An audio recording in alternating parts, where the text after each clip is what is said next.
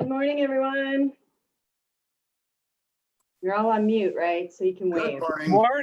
Morning.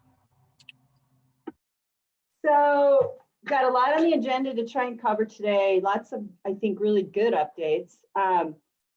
We are going to start with Chief Padani. He's going to give us a quick update on the Police Community Connections Initiative. Chief, I see you on there, so pass it over to you. All right.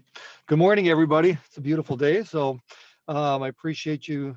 Thank you, Michelle, for letting me jump in first here. I appreciate that. Some people may or may not be aware, but recently we had done a reduction in force in our crime prevention and community outreach unit. That's a unit has been around, kind of existed the way it was for about 30 years. And what we're looking at is trying to adapt to some changing times, and we're kind of redesigning what that looks like in the city of Blaine with the police department and with others in our community. So as part of that, we're going to be soliciting input from a lot of different people, including people that work here at the city. We're tying this a little bit into our mission statement. Anybody from the police department certainly knows this by heart, but other people in the city, we talk about in our mission statement that we are members of our community. And we talk about our core values with that, but we talk about the key thing there is that we are members of our community and we're not a separate entity. So as part of this, we are going to be soliciting input from other people in our community. The core group of people that are going to be involved with this or that are involved, we've already started this, are Michelle, Ben Hale, the communications manager, myself, Deputy Chief Sokolsky, Captain Bowerboom, Administrative Services Sergeant Ted Berg, and then Kara Rand, our executive assistant in the police department. So the other key contributing personnel is going to be many of you. We will be reaching out to many people in the city in the not too distant future here, but we are working through some different types of ways of gathering information, and I'll touch base on those in a minute. But we'll be getting input from our other contributing key personnel. It is certainly the mayor and city council members, Eric Thorvig in planning and community development, Bob Fisk from community standards, Kathy Sorensen, our city clerk, Cassandra Tabor, our HR director, as well as Sherry Chestnut, the deputy director. A couple of our detectives, Paul Espy. Paul oversees our retail unit, and then Zach Johnson, another detective who's going to be working on our faith outreach. And then other members from the, some people from the SBM fire department as well. Some of the different groups in the community that we're going to be soliciting input from, certainly our senior community, our minority communities, our faith communities, our different school districts and educators in the city, a lot of our different civic groups, including things like Rotary, our Blaine Business Council, all those types of things, different associations, athletic associations, homeowners, landowners, and mentioned internal staff, as well as our police department staff, licensees in the city, other law enforcement agencies and related service providers, whether that's social services, neighboring law enforcement agencies, state agencies, things like that. We'll also be gathering information from the 21st century policing recommendations from that were developed under President Obama. And then also the recent state of Minnesota, the Attorney General and Commissioner of Public Safety had convened a deadly force encounters working group and developed a number of recommendations that we'll be incorporating into this as well. Some different ways that we are going to use to gather information. We are going to do some surveys. We're hoping to use this new product called Polko that we're working on as a city trying to acquire, but we're still in the developmental talks on that. City council workshop sessions, online town halls, Facebook live sessions, newsletters, and then internal listening sessions in small groups within the city. Some of the things, type of information that we want to gather will be like current impressions of what the the Blaine Police Department, what is important or unique to that particular community member that we're soliciting input from, what do they want to see from the Blaine Police Department, what's unique to our community here in Blaine that will be important to include in our new community engagement efforts, desired qualities or skill sets of staff members that are going to be working on this, and then potentially desired tools or equipment are the things that we could be using as part of this. And then what type of targeting programming are people looking to see? So that's kind of a very high level overview of what we're starting the formative stages of this right now. This will be a multi-month endeavor as we redesign what community outreach will look like here in Blaine. And this is something, it's an exciting thing to do. It's going to be a lot of work, but we're also very excited, and we're excited to involve everybody here in that. So I appreciate your patience, and don't be surprised if you start getting emails or inquiries from us, because so we want to use a lot of different people in the city to that we can hopefully incorporate into this. So thank you. Any questions at all, I guess? No.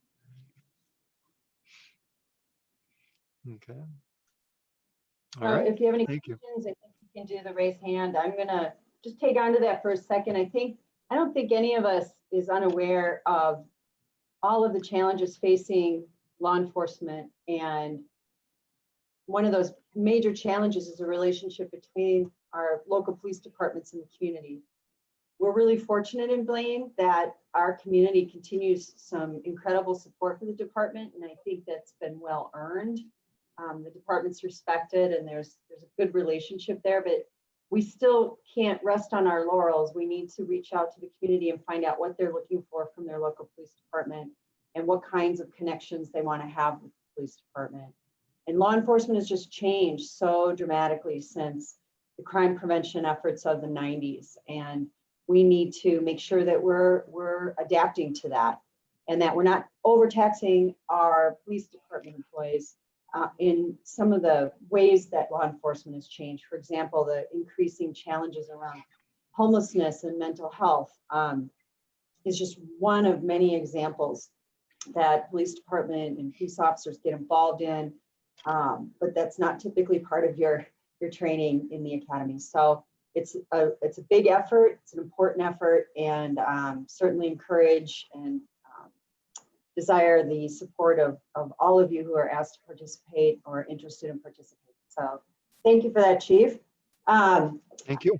Going to now move to CARES funding update. I'm guessing everyone knows what CARES funding is, but in case you don't, it's basically just over $5 million was granted to the city of Blaine to use for reimbursement of COVID-19 and pandemic related expenses, as well as expenses that we will be undertaking to ensure the safety of our work environment, the safety of our public spaces, as well as other allowed expenses that includes supporting local nonprofits and businesses. Joe's going to talk about this a little bit more, but Council on Monday approved a CARES spending plan, and we are under a tight deadline to expend the funds, or at least largely commit them by November 15th. So we don't have a lot of time. There's been a tremendous effort that's gone into this. Thank you to everyone who responded to the email that I sent out asking for ideas, because we got some ideas that we hadn't thought of, and frankly, some of them were kind of like, oh my God, I can't believe we didn't think of that one. So it was really helpful to hear from you. We have been vetting those with our consultant to determine if they meet the legal requirements of the CARES Act, and also just trying to figure out what we can afford, and just vetting it in general. And also some of these involve some policy discussion with council in terms of if it's something that they want to undertake. For example, rental housing assistance is something council's looking like they're not interested in pursuing because of the dollars that are being expended at the state and county level through CARES funding for that, and they want to focus more on other areas in the community. So we may need to still tap into some of you to help in ensuring that we are taking whatever steps we need to take to get the items purchased, installed, and so forth that we are going to be proceeding with. We will probably be amending the plan because we're still gathering some information on some of the areas. But you'll see a lot of changes in the workplace as a result of this. We've already had some, but continuing efforts to make our workplace have fewer touch points, whether that's soap dispensers or opening doors or whatever that may be. So you'll see a lot of changes. And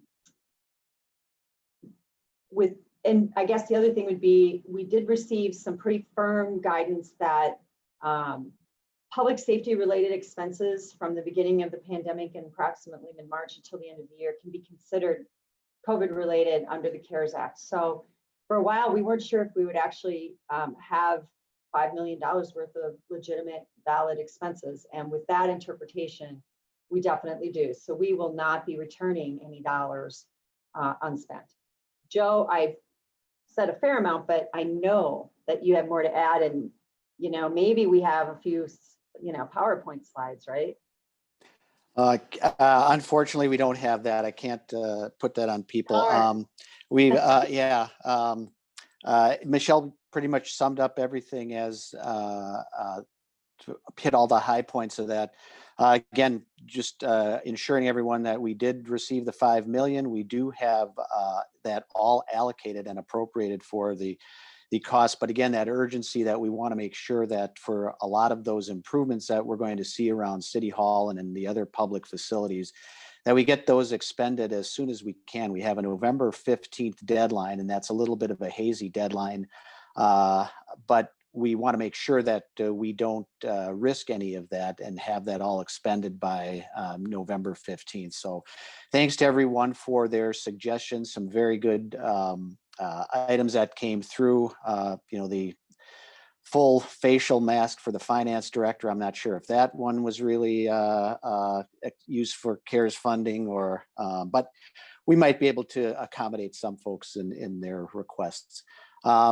Again, looking to get this all happening right away, and we really want to thank everyone for their efforts in getting that those suggestions to us, and in all of the efforts that people are making now to get the contracts in place and expenditures completed before that November 15th deadline. That's it. Any questions on the CARES funding? And you can put it in chat and we can hit it later, or you can do the raise hand function. Or you seeing anything, Ben? No, not yet. Okay. Next, we'll talk a little bit about the 2021 budget.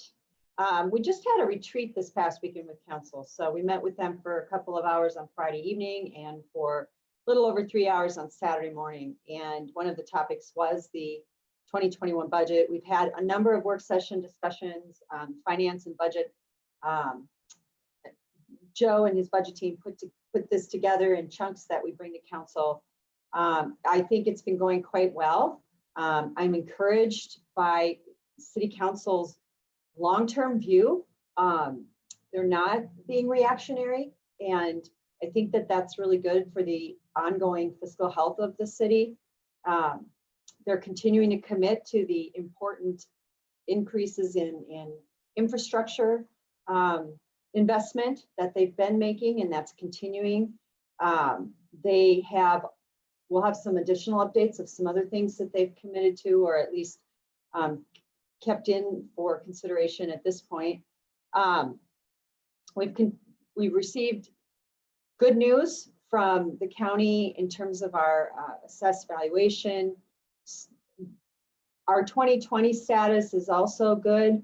Now there's going to be a few times here where we're going to be reporting some really good news, and then I'm going to have a but, and I don't, I wish I didn't, but I will. And in the case of our current financial situation, there's a few buts. None of you will be surprised that we don't want to bank on the good things that are happening right now, because we don't know what the federal government's going to do with continuing aid for some of the major industries and businesses.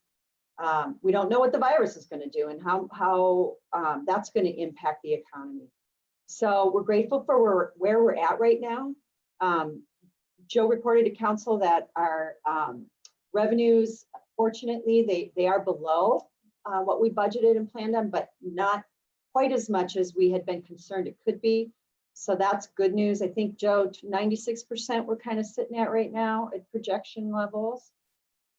Yeah, right now it looks like around that 95 to 96% level on revenue collections, which again, historically is low, but is better than what we planned for as a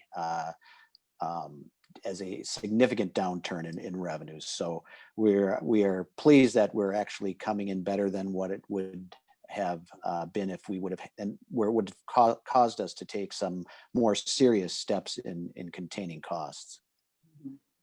And our expenditures, because of the cost containment measures we took, are lower than budget by, remind me, Joe, 94%?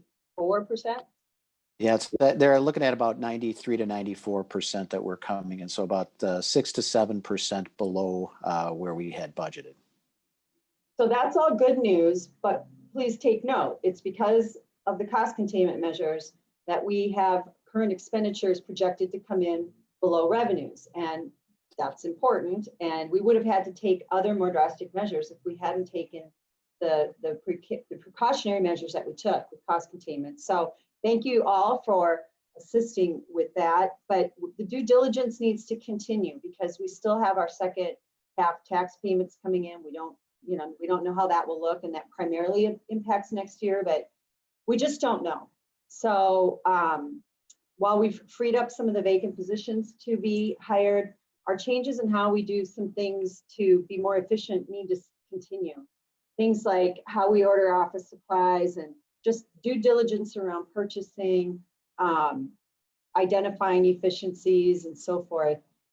We need to continue. That will, again, place us in a better position if we face any unexpected downturns. With that, I'll pass it over to Joe for a few more comments on where we're at with budget, tax levy, and some of the other funds. Yeah, just again, to echo what Michelle had said about the cost containment, and really appreciate everyone's efforts to keep that down for 2020, because it really did help that the plan to work itself out without any more drastic measures needing to be taken. So seeing that diligence is very good. The 2021 budget itself is a what we would call a normal budget, or we're proceeding as we normally would, based on the no pandemic type of a situation, or considering what we know currently and how that will affect 2021. Similar to that, though, if things do take a more drastic downturn, we do have the ability to increase some of those measures. But the important thing is that the council is very supportive of adopting a budget that appropriates the amounts of the funding that we would need for a typically normal type of a year. So with that and the tax levy itself, as Michelle had mentioned, we had some better news on property valuations come in from Anoka County just recently. We've been lagging a little bit in getting that information, but that is good news because it helps to the council to achieve their goal of reducing the tax rate a little bit, but still being able to levy enough to support all of the programs as they currently exist or as they're being developed. So again, good news on the budget development side, and also the good news that we are positioned well financially, that if we do take a hit next year, or if there is a further downturn that affects our revenue sources, we're still able to put in a number of measures that help us to continue to provide services to the public under any form, whether that's a more closures of facilities, or if as we gradually begin to open, if that happens, we do have the funding in place to make that happen very quickly. So again, good news as we are heading toward the end of the year when we would actually have the budget adoption. And I think Michelle had mentioned too, we've got a number of other budgets that are coming before the council too, that are somewhat affected by the pandemic and by the slowdown in revenues. But we are moving ahead with our capital fund budget and the capital equipment purchases as planned for 2021. And again, a number of the utility funds that were being budgeted, we're looking strong in all of that. But again, here comes another but, that cautionary tale that we still have to remain diligent in tracking those costs and tracking our revenue so that we can react if something, some additional type of a downturn occurs where where we might have a little bit more of a reduction in revenues that we are not currently anticipating, but planning for if that takes place. Again, we're always happy to answer any questions on the budget or any other questions you might have. So if none here today, if you think of something, give us a call or shoot an email to finance and we'd be happy to help you out. Any budget questions? All right, I think with that, it would be a good time to provide an update on the compensation study. We've made some significant progress, and in part that was due to some really good support and guidance from council over the weekend at the retreat. And this has been a project that's taken a long time. Sadly, it's taken too long for a variety of reasons, and we're not going to skirt around that. But I am going to say that I appreciate everyone's patience. I think we have some good news today. This is the compensation study that basically impacts the positions that are not included or covered by collective bargaining agreements. And I just want to give a shout out to everyone who's helped with this. And, you know, it was the top priority that I kind of assigned to Cassandra when she came on board in January. She was just getting dug into it 2 months in when COVID hit, and she's had to play a big role with that. But Joe's continued to provide a lot of support on that study and been an important partner, and the department heads have been with us all along the way. It's been frustrating, but we're really happy to have some updates and next steps to report. So I will pass that over to Cassandra. Thank you. Yes, good morning. So as Michelle mentioned, we do have some updates and additional information will be coming. So you'll see a lot more communication about this as we move forward. Now that we've had approval to move forward with the council, and as Michelle mentioned, some really enthusiastic support from them for us to do what is right by our employees and to implement this plan that's been a long time coming. So the next steps as we move through October, staff will begin to see invitations to educational trainings. Those will be hosted by Gallagher. There'll be trainings for supervisors, managers, and department heads in regards to the structure, how the structure works, and how that applies to each of their staff members. That way they're able to field those first level questions that you might have when your information comes out. Second, after that, we'll also do informational meetings for staff, and each staff member will receive a letter with notification of their placement within the new compensation system, as well as an updated job description. And when I say updated job descriptions, what I'm speaking to is creating some uniformity. As many of you are aware, especially if you've had opportunities to grow between departments, not necessarily do our job descriptions look the same interdepartmentally or from department to department. And so we're going to make that consistent so that we have a good spot to maintain our compensation system going forward as well.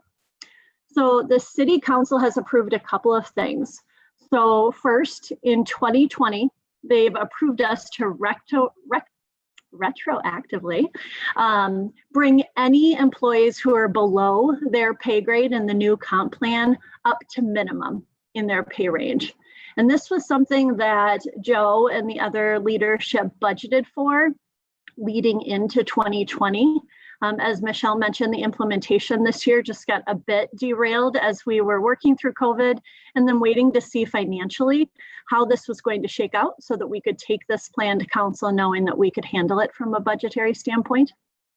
Secondly, in 2021, the council has given us the initial approval of a 3% cost of living increase, so a 3% COLA.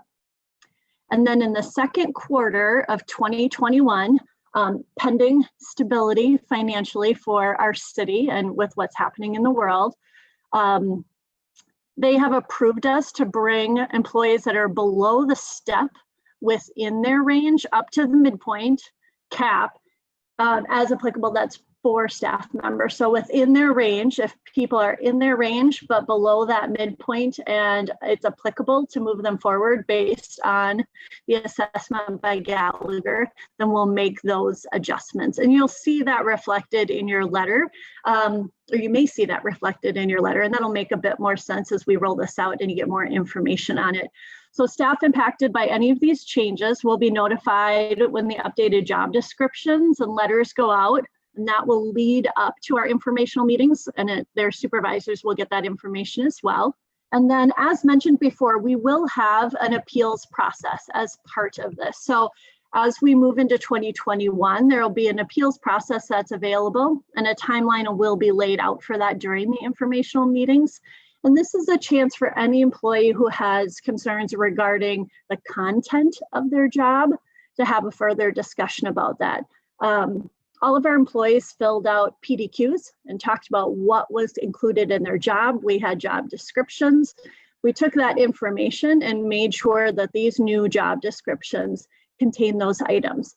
With these new job descriptions, they may not be as lengthy as you're used to seeing. So I know we've got a couple job descriptions out there that run 6, 7, 8 pages long. So you won't necessarily see all of your tasks reflected, but you'll see the categories within your job that you function and you work. So that will be reflective of the information that you provided, that your supervisor provided, and that was provided in your job description as well. So we'll talk about that timeline as we move through as well. And just keep an eye out in your email for information as to the next steps, scheduling these meetings. As you're aware, with COVID, informational meetings get a little bit trickier. And so we'll be doing things by departments. We'll have Zoom options. We'll have multiple options for people to participate to make sure that everybody can attend these meetings, because they will be required for everyone, so that we can make sure that we're all on the same page as we move forward. Thanks, Cassandra. Questions on that? Wow, quiet crowd today. I'd like to think it's because we're doing the very best job presenting. So I'm going to run with that for a little while anyway. Cassandra, as long as you're in talking mode, can you provide some updates about open enrollment, flu shot clinic, or anything else from the HR department that you'd like to share today? Yes, absolutely. So first of all, a big shout out to Tracy and a thank you to her. She's worked through setting up a flu clinic for us. And as any of you who've been involved with setting anything up in the last few months, that includes not only the things we would normally do in the past, but a whole COVID preparedness plan that goes around it. So she set that up for us. It's currently scheduled for October 15th from 8 to noon. We've received a fantastic response on that, and all of the slots have been filled. So we have started a wait list, and we're going to add another flu shot clinic date if there is enough interest among the staff. So email Tracy if you've not scheduled an appointment, but you'd like to do so that we can determine that level of interest to get something else scheduled for a second clinic. For those who have scheduled an appointment, just please be very sure to adhere to the safety protocols as outlined in the email that you'll receive. Those protocols are ours, but they're also reflective of the provider. And so we need to make sure that we're adhering to that for their safety and for our safety as we're preparing. As we look towards open enrollment, we're hard at work. We're pulling numbers, getting information pulled together. Sherry's working very hard on that. Specific dates are to be determined as we await for that final information to come in from our insurance providers. So we'll be using the same platform that we've used in the past, hopefully lending to an easy enrollment period because it looks similar to what you've done in the past. And you can expect to hear more specifics of that coming in the upcoming months. And again, that'll be email most likely that you'll see that come through as we get that information. And I would say last but not least, COVID. As always, first, thank you. COVID has been and will continue to be a very long journey for us as a team, and we very much value the fact that our employees have worked diligently together to care for each other and to care for our visitors who are coming in and out of our centers and our buildings. We have had a handful of people out on any given day due to exposure, isolation processes, quarantine processes. And just a reminder to continue to follow the reporting protocol. Everyone is doing an extremely good job. They're communicating first with their supervisors. The supervisors are reaching out to me, and you guys are picking up the phone when I call so that we can talk about an individualized plan for you. For those of you who have been through this plan, you will know that my spiel is that depending on the day and the color of the sky, the process looks different for everybody, as well as the way that test results are given and next steps are given. So just because you have a positive test result doesn't mean your protocol will be the same as the person next to you. And just because you have a negative test result, it by no means means that you will have the same process as the person next to you. So thank you to everyone for taking those calls, for doing the correct reporting process. One of the biggest risks that we hear that we have is what's called cluster spreading. So they aren't as concerned of our ability to spread COVID just person to person, one off. What they get most concerned about is what's called cluster spreading. So I come into a group of people and I provide it to everyone around me, and we've got a big group of people who are out. So I had an employee share an anecdote with me the other day about a nearby employer in a nearby city. They had 50 employees. They had a person come in who was infected with COVID. 37 of those 50 employees got COVID. 2 ended up in the hospital and 1 did not make it coming out of the hospital. So that cluster spreading can really take out an entire work group, an entire building. It's really important that we just continue to adhere to this. And a reminder, when it comes to masks and social distancing, the executive direction that we've received from the state is that those 2 things are done in combination. So when you're indoors and you're not alone in a contained office, social distancing and masks are required. We need to pair those 2 things together. Supervisors who are in conference rooms for meetings, or employees, who are out doing stand-ups in the morning, masks and 6 feet. Unless you're outside, we have to combine those 2 things. So continue to be diligent, continue to ask the person next to you to step back. Don't be afraid to remind someone to wear a mask. There can't be any retaliation for that. If you come into a meeting and your supervisor isn't setting the tone in a conference room, you can set the tone, and we empower you to do that, and we look for that leadership amongst all of our employees. We've had a few questions about face shields. Face shields are not a replacement for masks. Masks can be paired with face shields, but the CDC does not recognize their efficacy to be at the same level as wearing a mask. So if you choose to double up, you may absolutely do that. I know we've got a department who's going through the process to get some more specific face shields for what it is that they do paired with a mask, but we do have to pair that with a mask. So please do not come in with just a face shield. You do have to have that mask portion as well. And then a reminder, everyone was provided the COVID preparedness plan, but it's been a little while. So if you need an additional copy of that, don't hesitate to talk to your supervisor. We're very, very proud of what we've been able to do together. And though, as I mentioned, we have a handful of people out at any given time, the number of positive employees we've had has been very low, and they've been able to care for people in their homes safely who've been suffering with COVID or COVID symptoms or isolation. And we're really glad that we're able to provide that flexibility to people. So again, report to your supervisor, they'll get to me, take my phone call, and I will make sure that your needs are met to the best of our ability. If you have questions that your supervisor can't answer, come my way. I'm happy to address those for you. Any questions for Cassandra on any of those topics? Again, you can put them in the chat function and we can circle back to them as well. I think I'll continue on that track and just quickly address kind of just the status of where we're at with city operations. I think we're status quo basically at this point. There's nothing that's changed significantly that will result in us altering our current plans of how we're staffing and how we're conducting our work. basically the rule of if you can work from home that the state has issued is still in place. I just got a note that my internet connection is unstable, so if I freeze or blink, I apologize. Wi-Fi improvements are on the CARES funding list. Yay! So the, we make some alterations here and there. For example, with IMS being implemented this week, the new software program, we've had a few more staff in the building dealing with that implementation. But all of that is run by the EOC and planned out to be as safely done as possible. So otherwise, though, we do continue to operate. City Hall is open by appointment only, and basically Public Works as well. As far as public coming in, we do have a system to address walk-ins.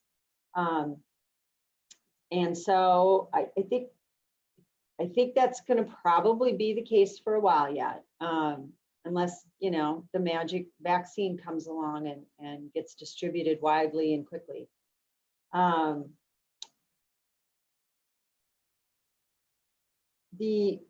don't know if I have anything else on that other than, as we said, there's just going to be some additional changes and protections put in place over the next few months. So looking forward to that. So with that, the final major topic that I had is the City Hall renovations project. But before I get into that, I did think of something that I wanted to share. The council took action on Monday night, and that is that with our mayor, Tom Ryan, and Councilmember Swanson not running for office, their terms will end at the end of the year. And they've both been in service for longer than 20 years as elected officials in the community, and in the mayor's case for over 30 years. So we're planning some different ways to celebrate and honor their service. And there's two things that have been announced so far. And Ben, I'm going to call on you in a second. But this past Monday, the council actually approved renaming Town Square Park out here in front of City Hall as Tom Ryan Park. And if you don't know, Mayor Ryan is pretty passionate about any type of program that involves veterans, and our Veterans Memorial is part of Town Square Park. And his efforts for the memorial especially have been significant, and they are ongoing. So in fact, he just told me there's going to be a crane out front here to lower a new piece. I think he said October 15th, but it's October something. So if you see a crane, that's why. So we're excited about the renaming of the park, and then the dog park that Councilmember Swanson advocated for and supported and visits often will be renamed Swanson Dog Park. So there'll be some new signage, and there'll be some celebrations around that we're trying to figure out how to do with consistent with state regulations and in a safe manner. So bottom line, we're trying to figure out how to honor these long-serving officials in the time of COVID. And the other thing that has happened is Invictus Brewery has begun brewing a special beer, and I'll let Ben talk about that real quick. Sure. So we partnered with Invictus, and I'm going to share my screen real quick because I just grabbed this picture here. So we partnered with Invictus to brew a special beer that they had the mayor in to brew with them last Friday. And so the beer is called Freedom Fighters, will be the name of the beer. And it is a beer to which part of the proceeds from the beer will be donated back to the Veterans Memorial, as Michelle was just talking about, and how important that is to the mayor. And so Invictus, even in a time that's been incredibly tough for businesses such as tap rooms and restaurants and breweries, they're still willing to take on this project and donate a part of the proceeds. So the city will be helping promote this with them. The plan is that the beer will be ready just before Veterans Day. It was brewed last week, and it'll be ready right after the election, right before Veterans Day. So do some big kind of announcement around it around Veterans Day and have that whole veteran tie-in. And they were working to include actually some ingredients in the beer from veteran-owned hop farms and veteran-owned companies. So all these cool little tie-ins. So the mayor had a good time over there last Friday, brewing with them. You know, he's always such a big supporter of businesses in the community, and so we wanted to do something with a business, and this was a cool way. And so it'll be on tap at Invictus, but they're also planning to can the beer, and it'll be in liquor stores all around as well for people to get. So it's not just going to be like a one small small batch. They're doing a full run of it, so it'll be fun to see when it's ready.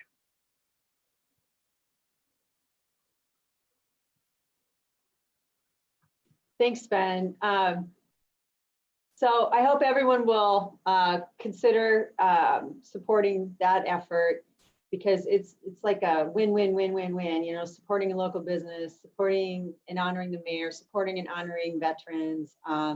It's really a cool partnership. Thanks, Ben, for coordinating with Invictus on that.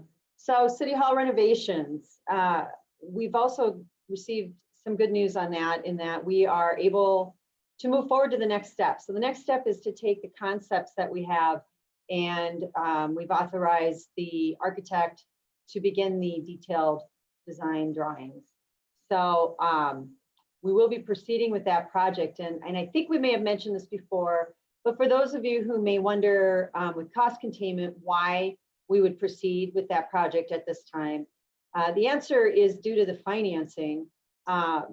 We did issue bonds, and they have to be spent for the project that they were issued for, so not in any other way, in a certain amount of time, or they become taxable bonds, which basically is, I'm better off letting Joe explain it, but it puts our AAA bond rating at risk, and it's in some ways kind of I don't know that it's a default, but Ben, or excuse me, Joe, how would you describe it? Yeah, it's technically not a default, but the penalties for the city, because the bondholders purchased them at as a tax exempt issue, if they were to turn to a taxable issue, again, not only would it hurt our credit rating, but the city itself would be on the hook for paying what is those taxes that would have occurred on that bond. So it's a financial hit as well. It is considered, it's just a bad mark on the city, I guess, if you want to call it that, for issuing debt and not spending it for its intended purpose. So I think that there's some other positive messaging around proceeding with this project. The first is that the city council 18 to 20 years ago very wisely recognized that the city was going to grow and that the space for the third floor was going to be needed. So they built that third floor at the initial time of construction. That alone saved the taxpayers a lot of money, because if we were having to make the addition now with the growth we've had primarily in the police department, but also in a few other areas, our options would be building a separate building of some kind, perhaps a separate police department building, or somehow expanding this building. And all of those options would cost a lot more than the renovations and expansion that we're going to be doing with this project. So in the long run, this definitely saved the taxpayers dollars for something that was known would be needed and definitely is needed. So that's, I think, an important point.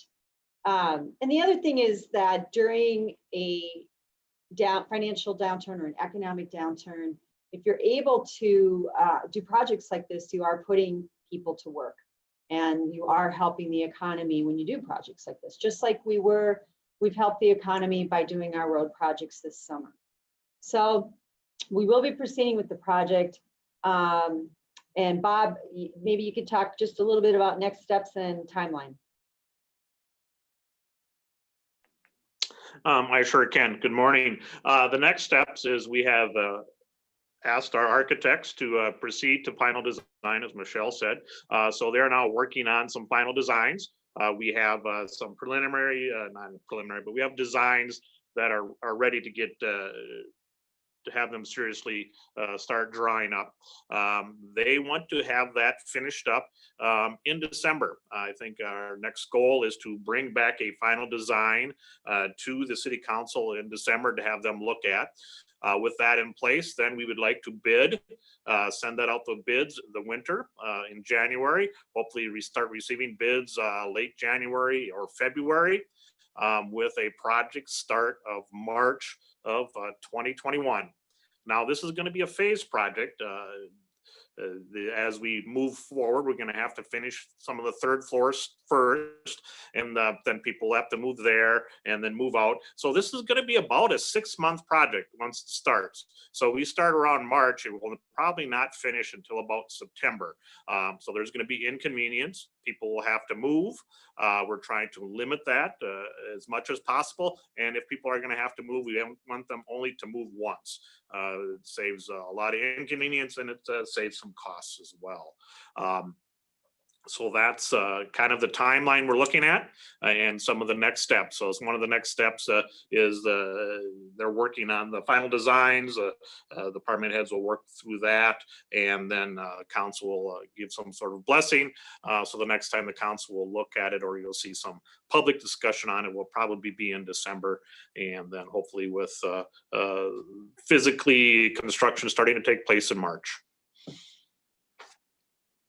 That's all. And that's it. All right, thanks, Bob. Any questions?